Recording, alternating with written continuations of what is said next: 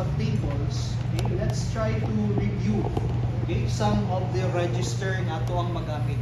So, one of the register na pwede na ito magamit is kaning si PCL. Okay?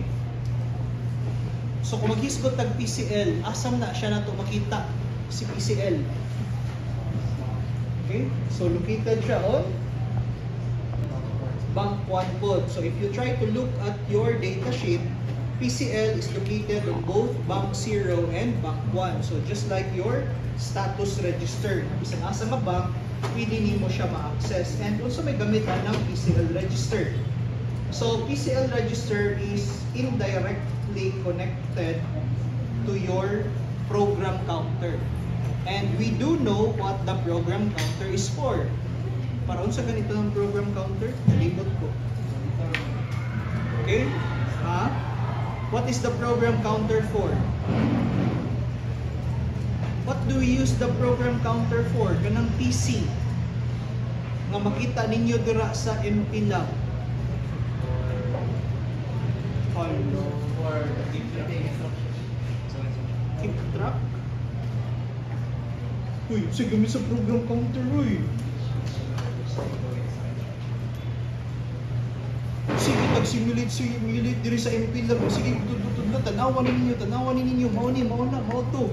Oh, mauna ni ron, wa jud di ay nakasabot. Unsa di kami sa program counter?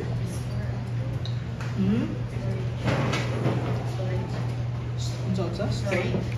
Storage. Wa jud bisag-usa nakahinumdum unsa gabi sa program counter.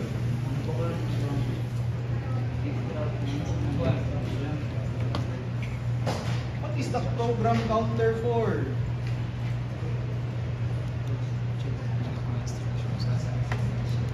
Di ba kato bang nag-demo ta? Gamit tag-code niya, mobalhin siya diri, mobalhin siya dito. So the program counter is? Saan? Nag-track sa instruction. Basically, the program counter defines or controls which instruction ang i-execute. Okay?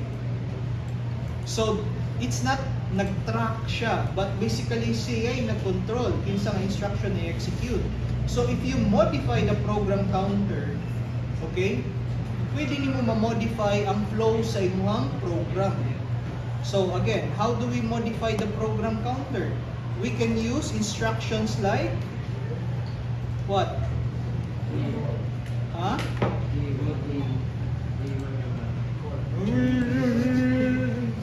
Karuha po ng YouTube bagoy. Okay? So, gamit go to, call, return. Okay? So, those are the ways how we can modify the content of the program counter. So, take note, kung gamit kag go to o call, mura ramang kag specify yung address kung kinsay imuhang sunod i-execute. Ano yung si go to niya kanang label? Again, the label represents an address in the memory. Okay? So, same as with call. Okay? So, there is a way that you can modify the content of the program counter via your code. And you can do that via the PCL register. Now, ang PCL register, guys, is an 8-bit register. So that means it's not enough to cover the entire address of your PIC16 F84. Diba? Kay naamang kay, sa kanina siya, how many bits ang program counter?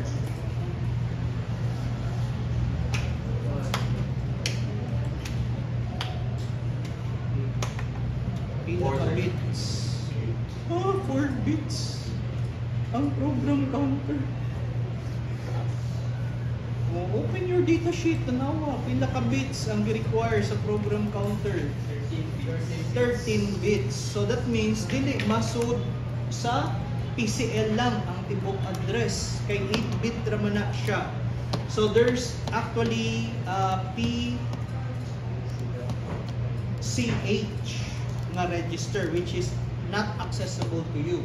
So mao na ang register that contains the high byte sa address.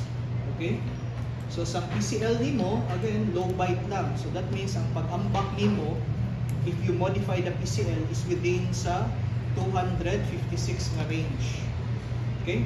So if you modify the PCL.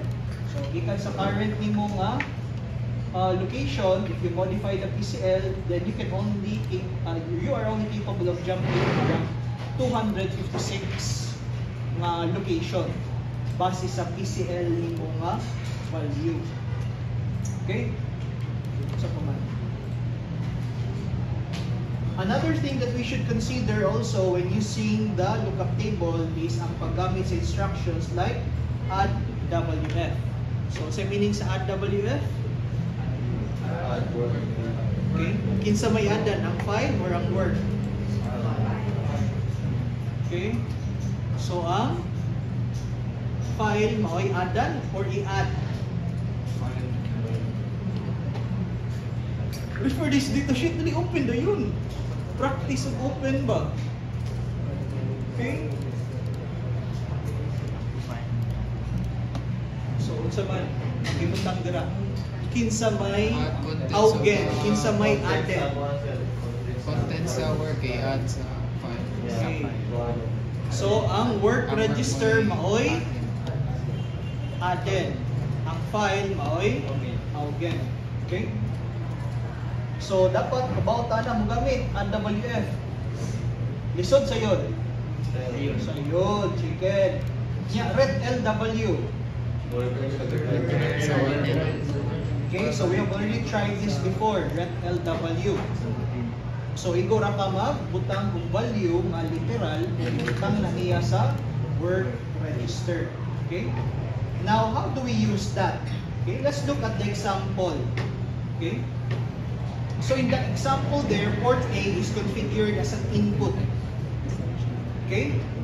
So, ibasa na to si port A, ibutang sa work register ang content ni port A.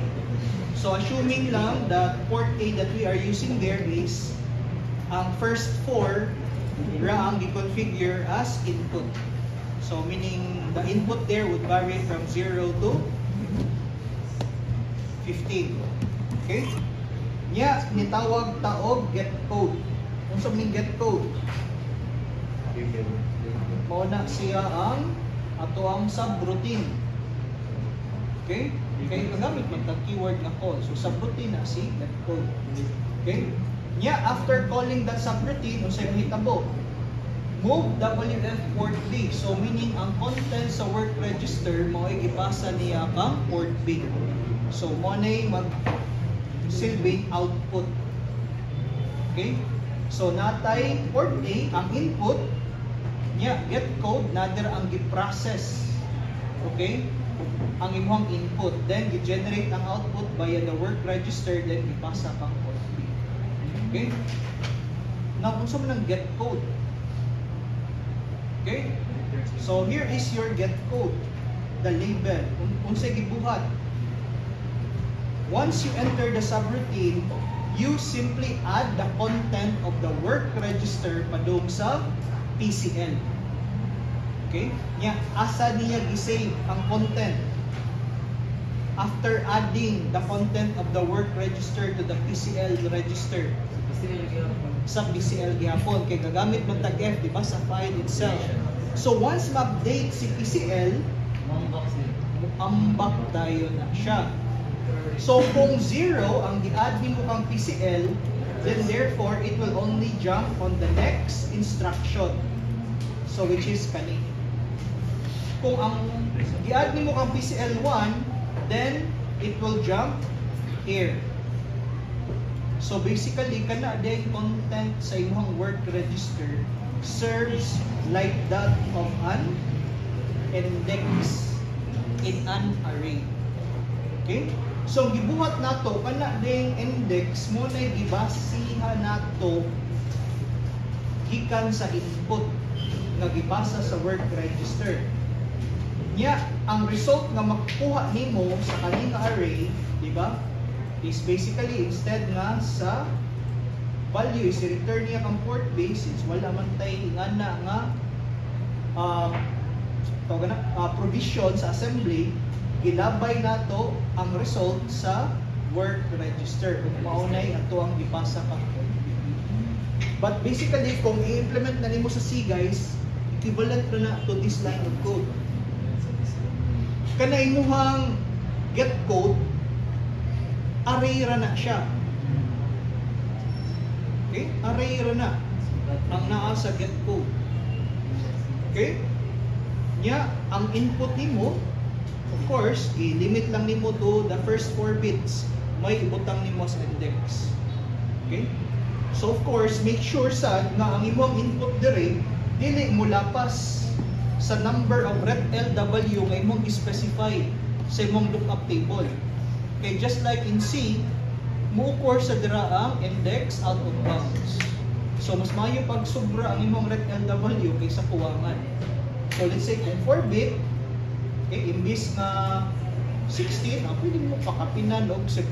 Though ako naman siya gamit. Okay, there are only 16 possible different values that we could use. Okay? So with this, arang-arang siya, mas nindot. Diba? Labinag na kay truth table. Okay, kung na kay truth table, problem solved. Imuha lang i-generate diri, unsay angay i-generate na output. 1, 2, 3, 4, 5, 6, so on and so forth. Okay? So, kani guys, okay, is a very useful, how do you call this? A very useful template nga pwede ninyong gamiton when you're trying to solve combinational logic problem. Okay? So, para ma-practice,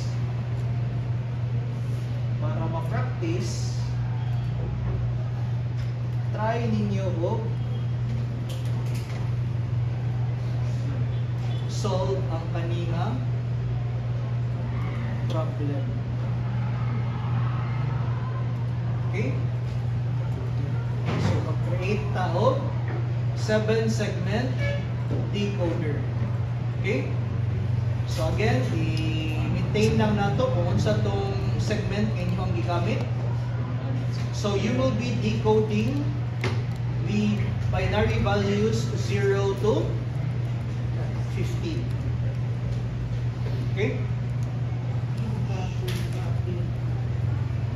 Timer starts. To be able to create such a delay, we need to make use of loops. Balik-balikon. Okay? So, how do we create a loop? So, first things first, we need to know how much each of the instruction that we will be using, okay, will take their time to execute. Okay? So, let's say for example, naman siya sa datasheet guys, katong sa instruction set summary. Move LW requires 1 instruction cycle, move F requires 1 instruction cycle, decrement file skip if 0, 1, 2. Kung sa manay sabot na 1, 2. So that means kana nga command decrement file skip if 0 will only be executed using 1 instruction cycle if the result is false. Pero if the result is true, di ba, mo-skip man na siya. So skipping will require 2 instruction cycle. So mo nang nay 1, 2. That means there are occasion it will be using 1 instruction cycle, and there will also be occasion where it will use 2 instruction cycle. So of course, familiar na ta with go to, call, and return. These are instructions that can modify the program counter. So it requires 2 instruction cycle. Okay? So again, knowing that, let's look at this flow chart. Okay? So sa flow chart na to, as what we can see, okay, very simple lang ang algorithm. You need to initialize a variable. Let's say the variable, we call it as m. And then, we compare that value if equal to 0. But of course, before checking if it is equal to 0, ato ang i-decrement. Okay? So, decrementing the value of n and checking it if it is equal to 0. Kung dili pa gani 0, then balik na po. So naadira ang loop na portion. But the moment maabot na siya 0, unsay mahitabo, it skips.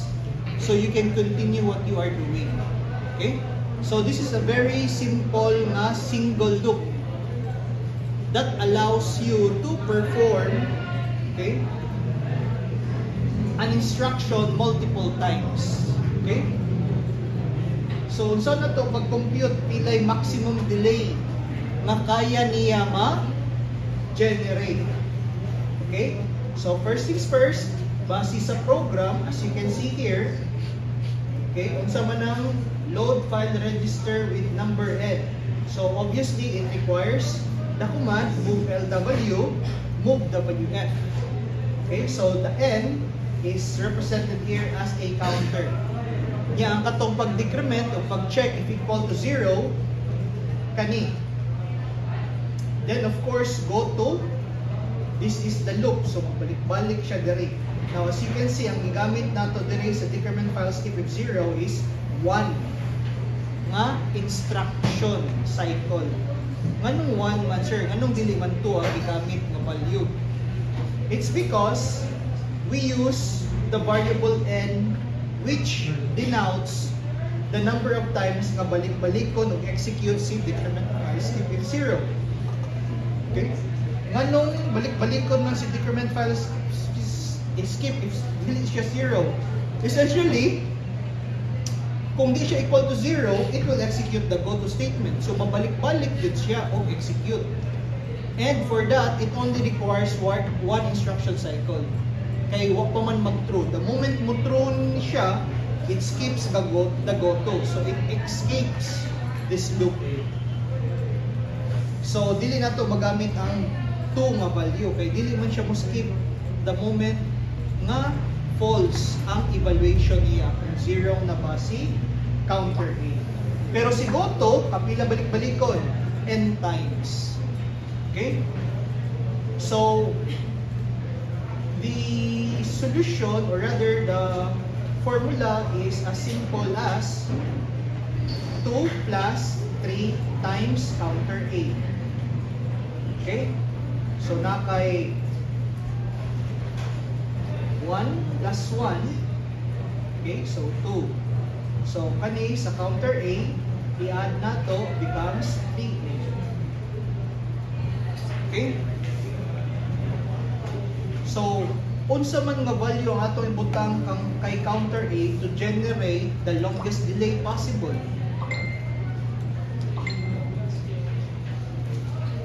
Okay, let's say for example, counter A, butangan na nako dira og 10. So 10 times 3, 30 plus 2, 32. So 32 kabuk instruction cycles ang iyahang i-execute. So if you're using a 4 megahertz, multiply nimo 1 microsecond times 32. So it will generate a delay of 32 microsecond. Okay? So unsa man nga value ibutang nato ang counter A to generate the longest delay? 1 billion. Okay? Unsay pinakadako nga mabutang nimo dira kang counter A nga variable. Okay, sige, isip.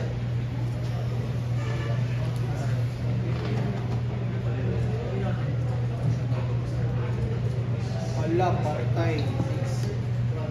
Unsa may size anang counter A?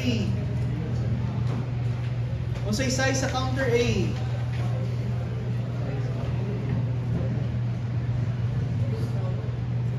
Unsay size ni counter A?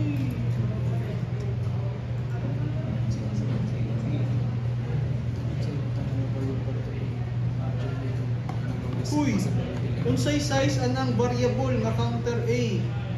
Kung mag-create ka og variable sa MPASM, unsa may pinakadako mabutang nimo dira nga value? Oh, 8-bit. Okay? So you have a value nga 0 to 255 na posible mabutang dira. So unsa nga value atong ibutang dira to generate the longest delay? Pwede ba? Hmm? 255. Kung 255, i-compute daw. Kung 255, sige, i-compute daw. Pila man? That would be around 700. 767. 7 plus 2 na siya. Plus 2. 767. So 767. So 767 microsecond. Mao ba na ang pinaka taas na time? Okay? So if you put 255, mao na mo generate of longest delay. Kalibog ni sila. Ano yung mangita kung neglect answer, sir? Kaklaro, na sa 8-bit, ang pinakadako nga value is 255, no? O, so mo na yung pinakadako, sir. Simple. Ayun, lisod-lisura. Okay? Nya engineer man ta, ganahan man ta maglisod-lisod. Ang pinakataas nga delay nga pwede ma-generate ani nga loop is kung butangan ni mo 0. Go up. Straw ba? 0 na hinuon.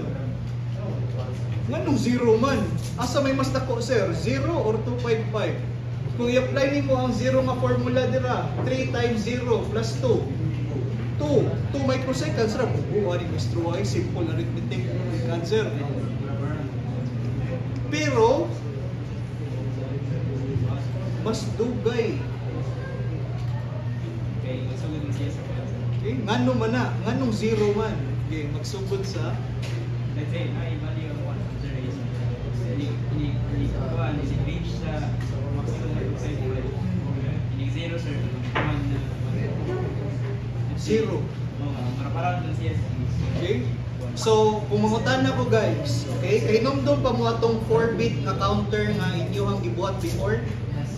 Okay. 'Di ba kung ang value niya is 15, minusan nimo pilay value. O sa counter, unsay may tabo sa 15, i-count down unsay may tabo. Ha? Lud ko ba? Count down. Gikan sa 15, o mo ka mo sa sunod sa 15. 14. Oh. So kung ang value is 1, mo count down pa jud unsay sunod value. Oh. Sa 0, mo count down pa jud unsay sunod value. 5. Naday negative atong counter yung gibuhat ninyo. Hardware biya. Balik siya sa 5 sa 15, di ba? Mo-recycle siya. Kay unsigned man na siya nga value kanang sa counter nimo. Now, think of this. This is hardware. So kung butangan nimo og 0, di ba? Ang value sa CTR, what do you think will happen after decrementing? Mubalik siya po, sir. So ang 0 minusan nimo og 1 mahimong 255. So meaning kung 0 ang ibutang, the loop will be executed 256 times. So ang 0 nga value di ay maoy makapagenerate og taas-taas nga delay. Dili 255. Lapaw ra siya usa. Decrement before you check. Decrement man before you check. So kung 255 ibutang nimo, so naray 255 iteration. But if you put 0, it will generate 256 iteration. So kung 0 ang ibutang nimo dire sa imong volume account, ang gamito nimo sa formula 256. So pila nang narod? 256 times 3 plus 2.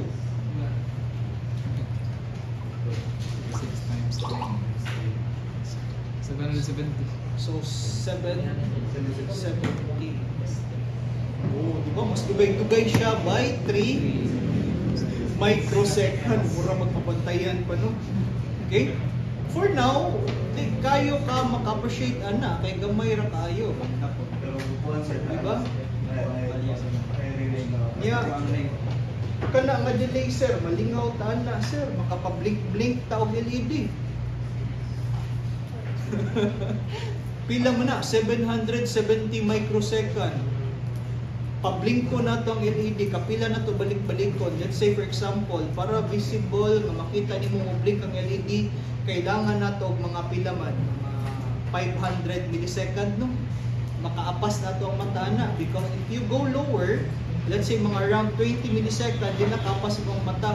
Ang makita nimo sa image, mura ra nag constantly gasiga. Illusion. Okay? So mura katong gibuhat nato sa activity 2. Okay? Kanang gitawag nato nga POV. So nang POV. Patay. Okay? Mga gamer, mga terminus mga gamer, POV, point of view na sir, di ba? First person. Okay? But since we are talking about here about the illusion, okay? Fooling your eye into seeing what is not really there, kanang POV nga akong gipasabot refers to persistence of vision. Okay? That's the same reason why kung magtanaw ka ani niya, kung ako anang yugyugon muhumok, di mo gahe, di ba? Bisag tulid kay na, but yugyugon ako, muhumok siya. But humok ba jud? Di man, di ba? Tulid kay ni. But ang mata ninyo, kung yugyugon ako ni siya, di man kaapas, so it gives you the illusion na mura siya nabaw. Okay? So, manay concept sa persistence of vision. And we were able to simulate that here, di ba? Katong ato ang tagsa-tagsag pasiga ang 7-segment display. Pagpapaspas nato, nakita nato, uy, usara pa daw siya ang display. Atong 100 megahertz. Dili. Ano ko daw wala siya ni-control. Ako rang gipahinay ang clocking para makita ninyo nga nagsiga siya one at a time. But pagpadagan jud nato at full speed 4 MHz, nakita nato nga hoy, it is displayed as a single 4-digit number. Okay? So obviously kung magtanaw ta ani, moingon tag 770 microsecond, kapila nato na siya balik-balikod to create a 500 millisecond delay. So sige, 500 millisecond divided by 770 microsecond. Pila man. During exam, close calculator o close computer o close cellphone ra ba? Okay. Ayaw lang memorize ang formula sabta. So pila 500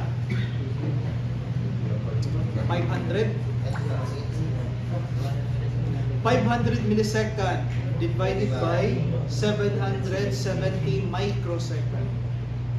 Nganong i-divide man nato ang 500 millisecond by 770 microsecond para makabaw ta kapila balik-balikon ang kanang ako.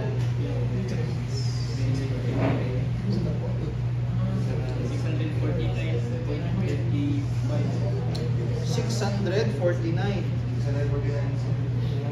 So that means kung kulang lang ang single loop, samot na ang double loop, no? So again, kani is not enough to create a delay of 1 second. So what we can do is modify the program. So simple modification lang guys, tanawa. What we did here is that kaning single loop isod na pod natong laing loop. So this is a loop inside another loop. So imagine that as a for loop inside another for loop. Okay? Kaya since balik-balikon man sa dayang inner loop to create the delay, isod na to laing loop. So this is the other loop. Mora gyapon og strategy, di ba?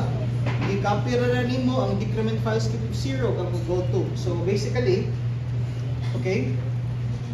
Ang pag-loop nako anhi na lang sa sulod sa inner loop mo na lagi balik-balik. Okay? So with this formula, sige daw. Butang ni 256 ug 256 si CTRA. Pila may total delay. So, gyapon kabot o 500 millisecond.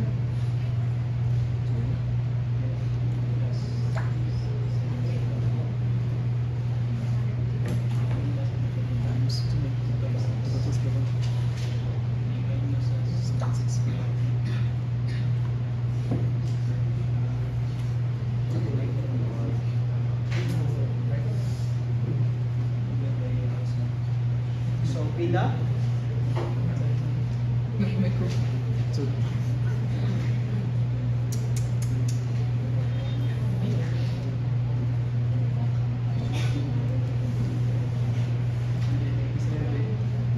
Pila? 100? 197, sir. 197. Okay.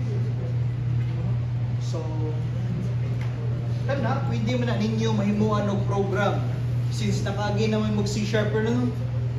Pwede na ninyo himuang program guys. Automatic siya mo compute kung pilay required value kang CTRA, CTRB, CTRC. So, let's say lang for example ha, na ako ang gamito ng formula. So, ano yung formula? Is equal to quantity 3 times CTRA plus 770 times CTRB minus 765. Okay?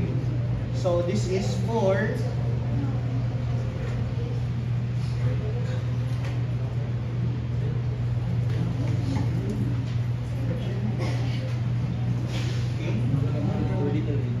So this is for 2 loops.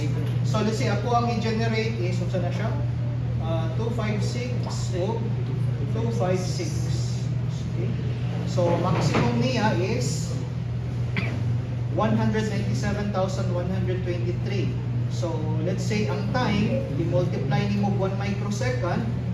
So di kabot o 1 second no? 197 millisecond. So di ka po 500 millisecond gyapon. So kulang ra kung 2 loops.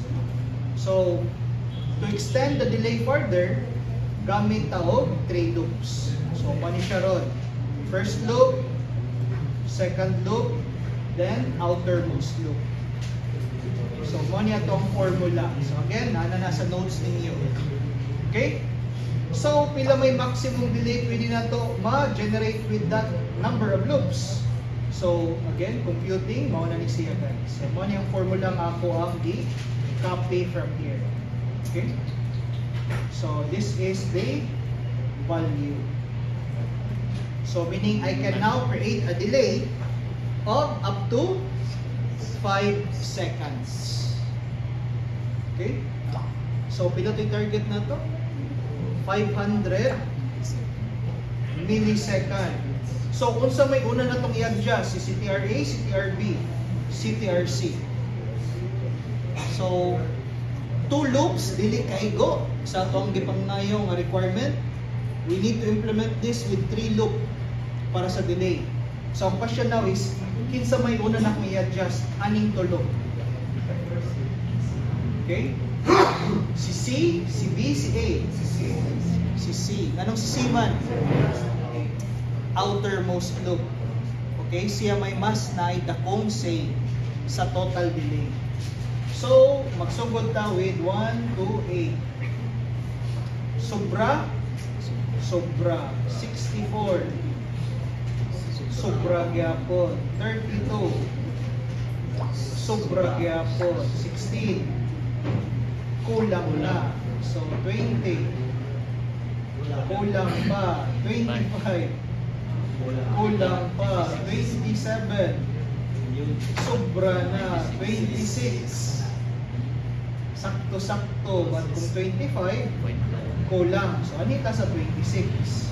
Kay napamantay adjuston nun sa CTRB, mapagamihan pa man nato. So, from CTRB, sa man yung 128 balik. 128 balik. Okay? So, kulang. So, pakasan. So, pila man? 200. Kulang. 225. Kulang. 240. Sobra. So, 235. Kulang. So, 237. Kulang. 238. Kulang yapon. 239. lang. So 240 na lang dyan na siya. O, ano yun napunta mo adjust? So, pinaman eh, 128. Sobra, 64. Kulang. So, 90. Kulang. 100. Kulang. 110. Sobra. 105. 103.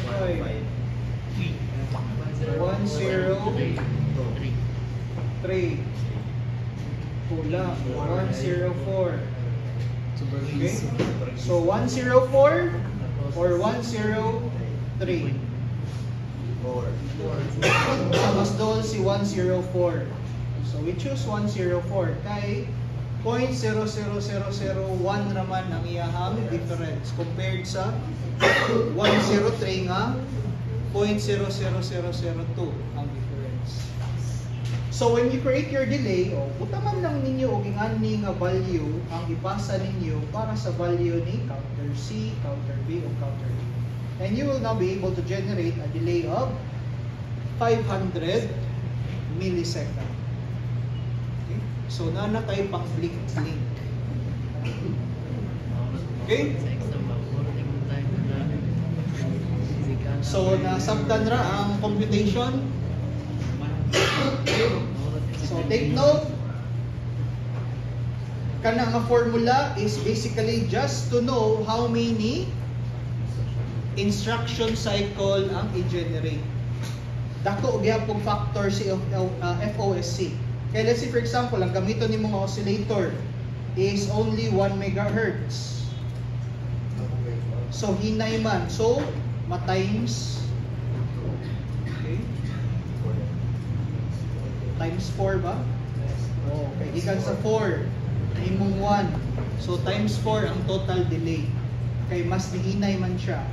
But of course, kung imuhang pakusgan ang imong oscillator, ang imuhang delay na cut in half pod kay gidouble man nimo ang FOSC. Okay, so moron po niyang ibuhat guys with the simulation katong sa multiplexing para makita nato nga hinay ang iyahang pag siga-siga per segment, ipagamyan nato ang FOSC. Kay pas-pas man jud kayo ang 4 MHz. Okay? So unsa may purpose ani niya? Okay? So with this, we are able to introduce a concept of delay, which is necessary when we are designing SLC circuits. Okay? So, one of the circuit niya nga to ang i-create guys is kani. Unsa man na siya nga drawing. Di masabtan oy. Okay? So, this is just a flow chart for a count up, count down with reset nga counter. So 4-bit counter. So again, sa ato ang flowchart, the typical start, initialize the port inside input of output, initialize the variable CTR. So basically magsugod tag 0 para the moment you turn on 0 jud mag-start ang counting. And then of course, i-display ang value ni CTR. So imagine you're just simply using get code or katong lookup table. Okay? So, again, you test. Kung sa may test na to, ang ato ang input port. Now, usually sa ato ang mga circuit design, okay, mas dali man itawad ang 7 segments sa port B kay there are 8 pins. So, likely, ang magamit na to for the inputs is port A. Yeah, usually, yung sige gamit ninyo, pull up or pull down. Okay? So, naanad man tag pull down. Naanad mo pull down. Okay? But here, maanad mo pull up. Kaya di ba, when you are using port B, ma-enable ni mang weak pull up, you use pull down. Di ba? Para din naman mag-add of external resistor. Okay? So, diri lang, let's assume that you have added a push button dira sa inyong port A. Okay, so sa push button ninyo, it is active low, meaning the moment you press the button, that's the time mo count up, mo count down siya. Okay? So, dire, sa atong flowchart nga gibuhat, okay, ang first niyang i-test is ang reset button. So the moment you press the reset button, it will clear the CTR, okay, nga the CTR variable. Then of course display the CTR value in the 7-segment display. Then go back na po. So that is when you press the reset. Okay, di ba usually nga naman na kung reset pang clear, wala ray problema. Okay, now what if ganahan ka mo count down? So the moment you press the button, di ba? The moment you press the button, maka-detect siya glow. So if detect niya glow, what do? We decrement the variable CTR. After decrementing the variable CTR, i-display ang value ng CTR sa segment. Nya, nganong wala man na siya mobalik lang largo, sir? O check. Okay? So, asa man mo check sa UPI.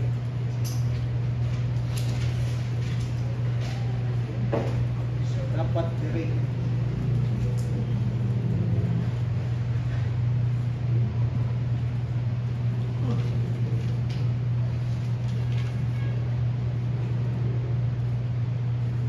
So, nganong wala man dayon siya mubalik? Nganong i-check naman po nato ang button dire if equal to 0 ba?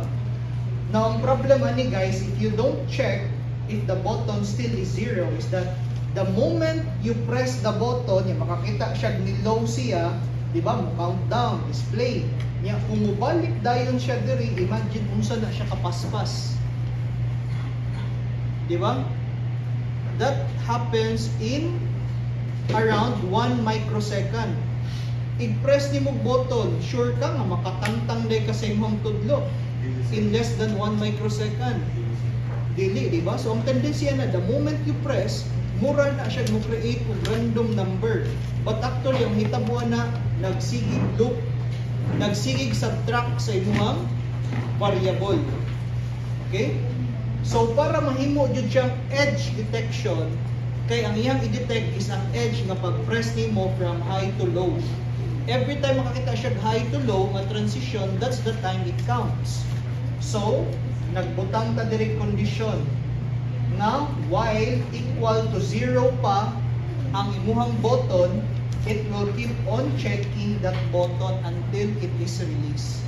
So the moment you press, mo countdown siya, di siya mo lahos o balik o check sa button unless imuhang buhian.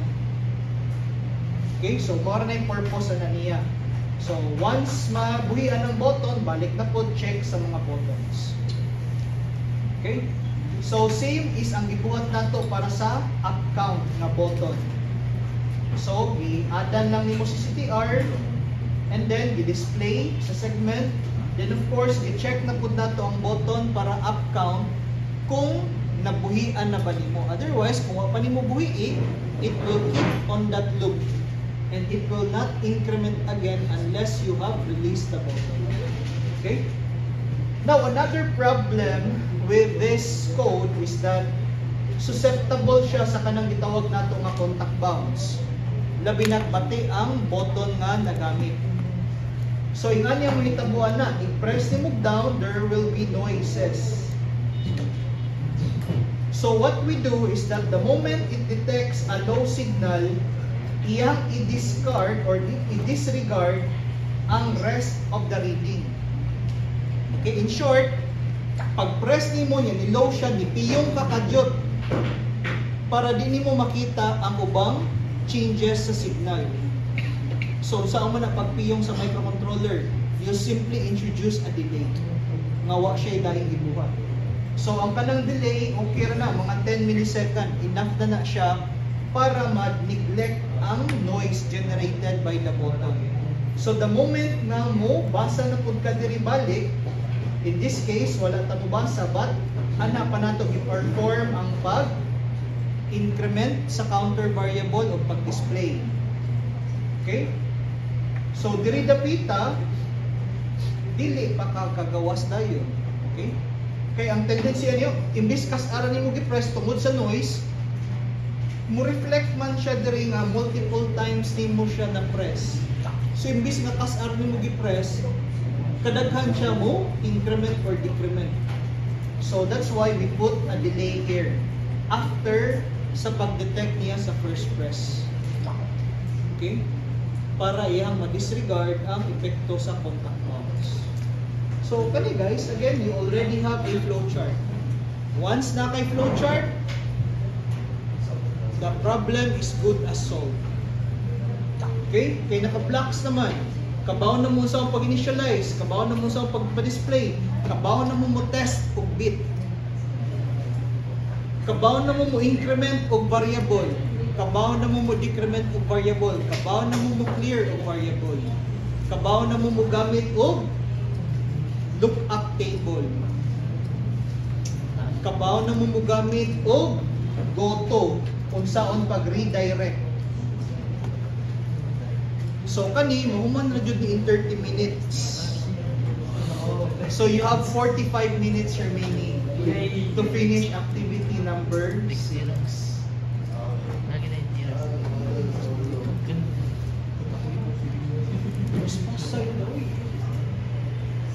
Ikatawan na to sa panay.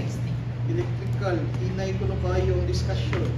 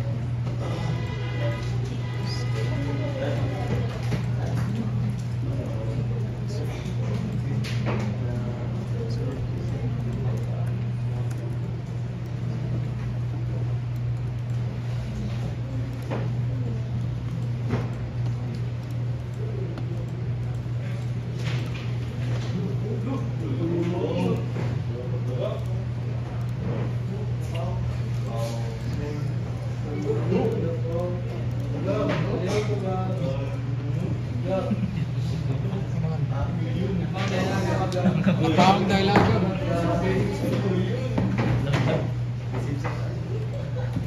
Sige, so pa, gusto ko pa kami nyo. Save minutes.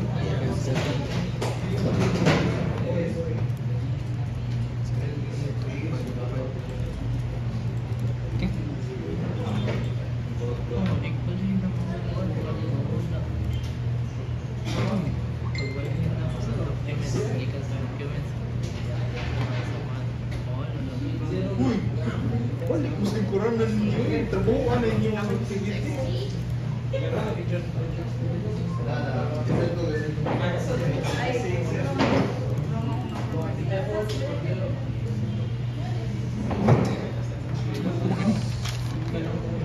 button. Ay, button.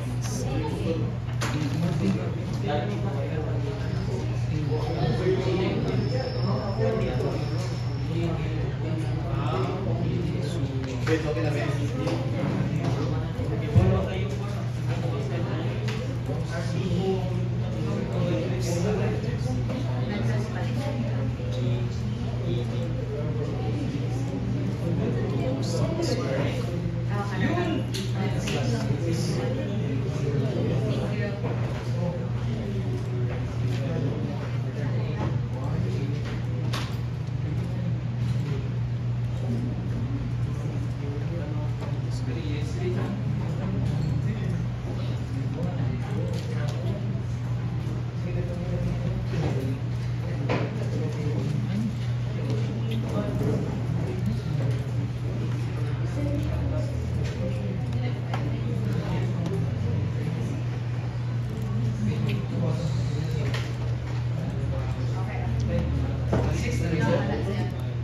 Anong 4-bit? 4-bit na counter. Wait, ito yung mga movements, increment mo. Save na save. Reset. Reset na siya.